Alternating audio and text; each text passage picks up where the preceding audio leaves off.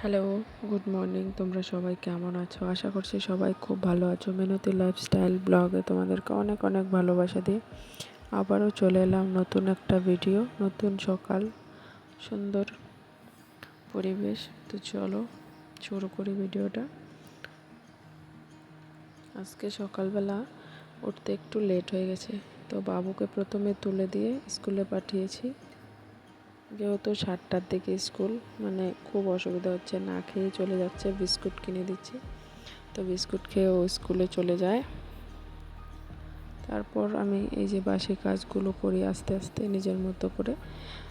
তো ওগুলো করে মানে ঘরের কাজ কমপ্লিট করে তারপরে আবার বাইরে উঠোন ঝাড় দেওয়া, রান্না করে থালা বাসন মাজা, তারপরে তোমার হচ্ছে গিয়ে ওই রান্না করা, মানে ওগুলো করতে করতেই ওই ফিল্টারে আবার জল দিতে একটু দেরি হয়ে যায়। ওই জল পড়বে, তারপরে ধরো রান্না করব, সেই জন্য আরেকটু দেরি হয়ে যায়।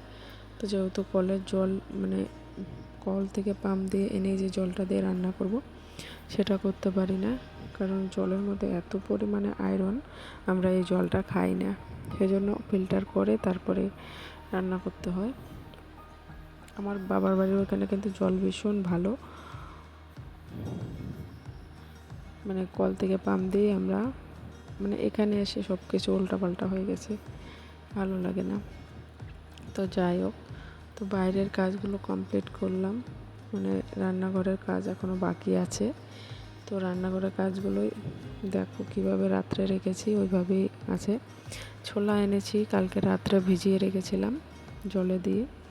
আজকে কি রান্না করব সেটা ভেবেই তো পারছিলাম না, এই এক জ্বালা যে সকালে কি রান্না করব। আর রাত্রে কিন্তু বৃষ্টি হয়েছে, সেটা দেখতে পাচ্ছ। উঠান একবারে মানে পিছলা এতটাই, হেঁটে যেই করে আসছিলাম ভীষণ ভয় লাগছিল যদি পড়ে যাই। তো আমাদের বাড়িতে চারপাশে 4টা ঘর, 3জনের, এই পাশে 3 পাশে 3টা, আর এটা হচ্ছে আমরা, মানে এই পাশের ঘরটা হচ্ছে রান্নাঘর। তো আমি বাইরের ভিডিওগুলো তোমাদের সঙ্গে শেয়ার করতে পারছি না, কারণ অনেক লোক থাকে সেখানে। তো ভিডিওটা যতটুকু পারছি সেই ভিডিওগুলো তোমাদের সঙ্গে শেয়ার করছি। এই যে ফিল্টারে জল দিয়ে দিয়েছি, 1 ফোঁটা 2 ফোঁটা করে পড়বে, তারপরে আমাকে রান্না করতে হবে। তো ভাত বসিয়ে দিয়েছি, জাল ধরিয়ে ভাত বসিয়ে দিয়ে তারপরে আবার তোমাদের সামনে এসেছি। তো দেখো, মানে বাইরের কাজগুলো করতে করতে নাইটের নিচটা একদম ভিজে গেছিলো, সেই জন্য নাইটিটাও পাল্টে নিয়েছি। এখন একটু ভালো লাগছে। তার এখন বাজে ওই 8টার মতো, অনেকটা বেলা হয়েছে যেহেতু। তো সকালবেলা কি রান্না করার ছিল, রান্না আগেই বলেছি যে ছোলা ভিজিয়ে রেখেছিলাম, ছোলা দিয়ে সয়াবিন দিয়ে রান্না হবে। তো সয়াবিন নেই, দোকানে যাব, দোকান থেকে আনবো। তো চলো দেখতে থাকো। আলু কেটে নিচ্ছে, আলুগুলো একটু খারাপ খারাপ হয়ে গেছে, মানে ভিতরে কীরকম যেন না পোকা খেয়ে ফেললে যেরকম হয় ঠিক সেরকম হয়েছে। তো চলো, আগেকার মানে বাড়িতে যখন ছিলাম মেয়েবেলার কথা খুব মনে পড়ে এখন। মানে এই সময়টা বাড়িতে যখন ছিলাম তখন যদি রান্না করতে বসতাম, মা বলতো সর তোকে করতে হবে না, আমি করছি। মানে রুটি বেলতে বসতাম, বলতো সর উঠে যা, তোকে কিচ্ছু করতে হবে না, রুটি বানাতে বসে গেছে, পারিস। এরকম অনেকে আছে না যে বানা শিখ, এরকম ছিল না। আমার মা কাজ করতে খুব, মানে নিজেই সব কিছু করে নিত। আমরা সেরকম কাজ করিনি বাবার বাড়িতে, আমরা কেউই না, আমরা 4 বোনই। বাবার বাড়িতে সেরকম কাজ করা হয়নি। তো যাই হোক, ধরো বিয়ে হয়ে গেছে, শ্বশুর বাড়ি, আমিও মা হয়ে গেছি। তো আমাকে তো এই সমস্ত কাজ আস্তে আস্তে করে শিখে নিতে হবে। তো এখন অনেকটাই শিখে গেছি। ধরো ওই ধান সিদ্ধ করা থেকে শুরু করে ধান ঝাড়া, চাল ঝাড়া, সমস্তটাই পারি আর কি। তবে এতটাও ভালো পারি না, মানে যতটুকু চালিয়ে নেওয়া যায় সেইটুকুই পারি। তো দেখো ঘরে লবণ শেষ হয়ে গেছিলো, সয়াবিন এনেছি আর একটা গরম মশলা ফাঁকি, আর কালকে খিচুড়ি করেছিলাম, তো অল্প একটু ছিল। তো বাবু স্কুল থেকে এসে বলছে মা আমাকে দাও তো, খিদে পেয়েছে, যেহেতু অনেকটা বেলা হয়ে গেছে, আর আমার এদিকে তরকারি কষিয়ে ভালো করে ঝোল দিয়ে দিয়েছি। যখন কষাচ্ছিলাম তখনই বাবু এসেছে, এসে বলছে ঠিক টাইমে এসেছি, ও খাওয়া দাওয়া করে চলে যাচ্ছে। তারপর ওকে দিয়ে ও খাওয়া দাওয়া করলো, মানে ওকে উঠিয়ে দিয়েছি অল্প কষানো, খেয়ে দিয়ে চলে গেছে। তো করার মধ্যে যে আমার তরকারি হয়ে গেছে, তরকারি নামিয়ে নিলাম, মানে ছোটো বাটিতে নামাচ্ছি, সাইড দিয়ে পড়ে যাচ্ছিলো, সেই জন্য আমি খুন্তিটা দিয়ে এইভাবে নামিয়ে নিচ্ছি। তোমরা কি মানে কীভাবে কী করো জানি না, মানে যখন যেটা হাতে থাকে সেইভাবে, মানে পরিষ্কার জিনিস আর কি, তো হাতা থাকলে হাতা দিয়েও নামানো যায়, খুন্তিটা দিয়েও নামিয়ে নিই, তো যার যেভাবে সুবিধা।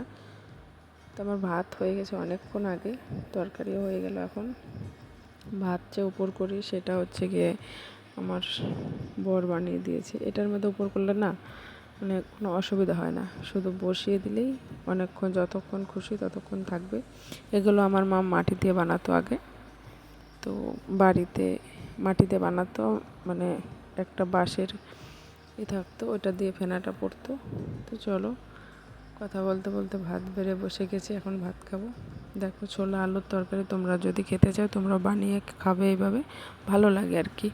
মাঝে মধ্যে এইভাবে খেলে, ডাল নিরামিষ কত খাবে, এভাবে রান্না করলে ভালো লাগে। তো মা ছেলে মিলে চলে যাচ্ছিলাম ওই একটু রাস্তার দিকে। দেখো চারপাশটা শেয়ার করছি, খুব সুন্দর একটা, আর পাশে জল, মানে রাস্তা ভেঙে জল এদিকে বেয়ে যাচ্ছে।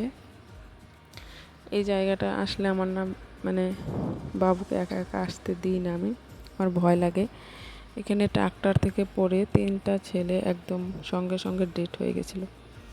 আর আমি বলছিলাম, আমাকে বলছিল মা তুমি অল্প একটু দাঁড়াও, আমি ভিডিও করছি, জায়গাটা দেখো খুব সুন্দর লাগছে। আমাকে বলছো ওইখানে গিয়ে দাঁড়াও, দেখো খুব সুন্দর হয়েছে কিন্তু জায়গাটা। তো শাড়ি পরে এতটা বিরক্ত লাগছিল, যেহেতু রাস্তার এদিক দিয়ে ঘুরে আসতে হয়, তো রাস্তা দিয়ে গেলে অনেকেই দেখবে, মানে অনেকটা দূর যেহেতু আমাদের বাড়ির থেকে, সেই জন্য আমি শাড়ি পরেই যাচ্ছিলাম। আমার বাবু স্টাইল মেরে মেরে হেঁটে হেঁটে যাচ্ছে। তোমাদের চারপাশটা দেখায়, তোমরা একটু দেখে নাও কতটা ভালো লাগে।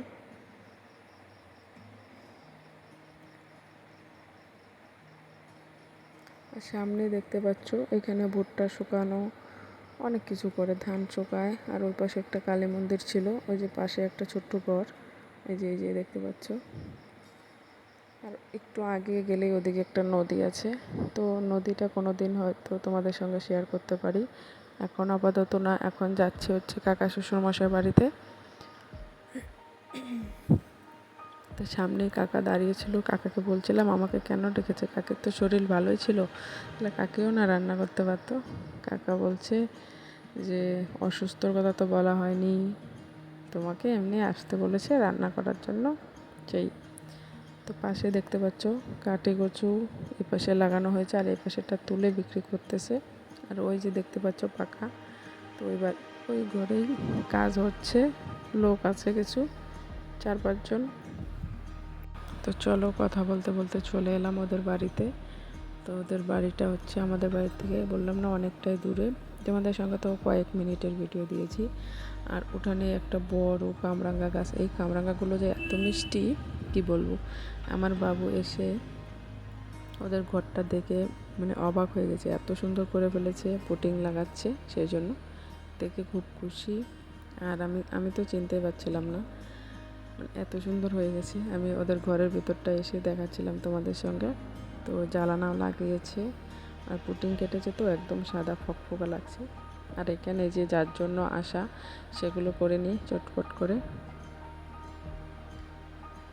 কাকি এদিকে ভাত বসিয়ে দিয়েছে আমি আসার পর, আর আমি এদিকে সমস্ত কিছু রেডি করে বেটে বসে নিয়ে বসে গেছি।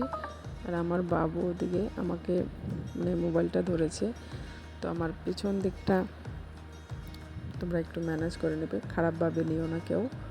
আর এখানে লেবু, ডাল, তারপরে চিকেন, আর কী করবো যেন মাছ ভেজে রেখেছি। আমি সমস্ত কিছু শিলপাটায় বেটে নিয়েছি, মশলা শিলপাটায় বেটে ভালো করে বেটে নিয়েছি সমস্ত কিছু, তারপরে রান্না করব। তো দেখো এই যে ফাইনাল লুক, চিকেনের কালারটা দেখো কত সুন্দর হয়েছে। এখানে হচ্ছে পাঁপড়, এখানে হচ্ছে মাছ করেছি আলু বেগুন আর হচ্ছে ডাঁটা দিয়ে বাটা মাছ করা হয়েছে।